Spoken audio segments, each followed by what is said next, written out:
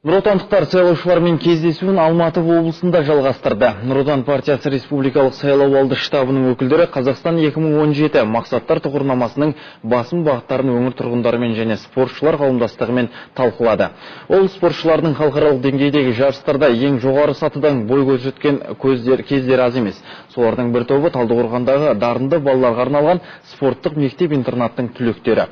Қазақстанның көптеген танымал спортшылары Нұротан партиясының мүшелері, олимпиада чемпиондары Ольга Шишигина, Юрий Мельниченко және Ермахан Ибраимовтың есімі мемлекет үшін мақтаныш болса, жастар үшін үлгі өнеге.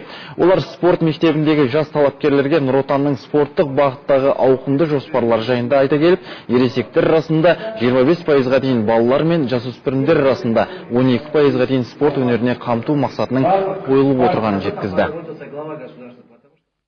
Қазақстан Республикасының президенті Нұротан партиясының басшысы Нұрсұлтан Әбішұлы Назарбаев спортқа өте жақсы көңіл бөліп отыр.